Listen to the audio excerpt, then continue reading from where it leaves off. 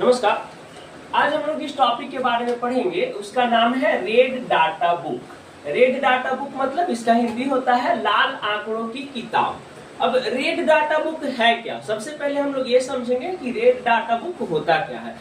तो वर्ल्ड में जितने भी प्रजातियां लुप्त हो रहे हैं, ठीक है, मतलब जितना भी पशु पक्षी जो लुप्त हो रहा है, जो पौधे पेड़ पौधे जो लुप्त हो रहे हैं, हो रहे का मतलब क्या हुआ कि धीरे धीरे उनका संख्या कम होता जा रहा है ना।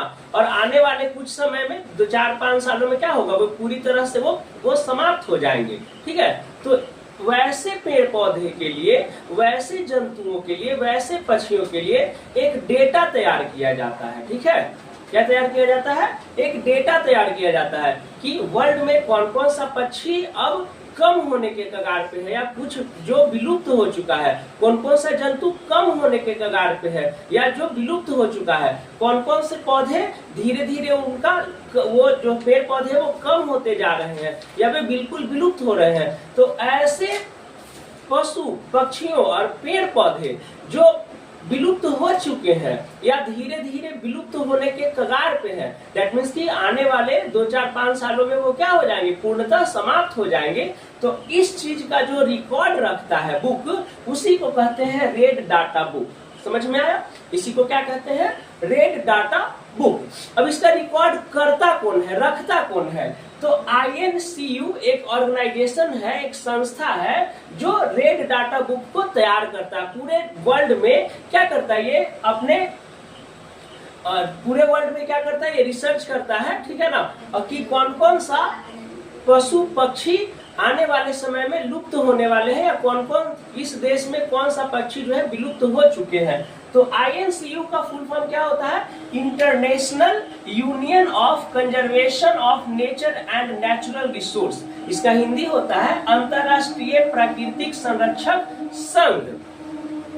आगे देखिए, INCU को और हम लोग कह सकते हैं WCU, यानी कि वर्ल्ड कंजर्वेशन यूनिट। ठीक है, वर्ल्ड कंजर्वेशन यूनिट कहिए या INCU कहिए, दोनों सेम ही है। ठीक है, इसको वर्ल्ड कंजर्वेशन यूनियन को हम लोग कह सकते हैं हिंदी में विश्व संरक्षण संघ। ठीक है, इसका मुख्यालय कहाँ है? इसका मुख्यालय है स्विट्जरलैंड में। कहाँ इसका मुख्यालय कहाँ है? स्विट्जरलैंड में। और इसमें जो कॉम्पिटिटिव एग्जाम में जो क्वेश्चन आता है, ठीक है, वो आया था कि रेड डाटा बुक को किस पंचवर्षीय योजना में लागू किया गया था। तो ये लागू किया गया था 7वीं पंचवर्षीय योजना में।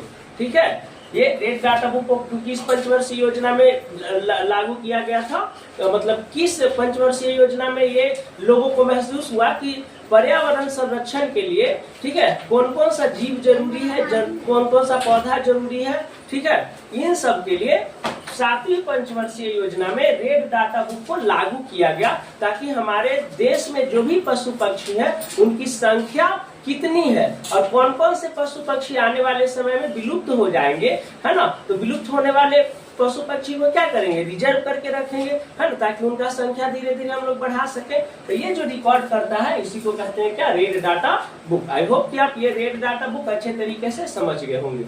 जय हिंद।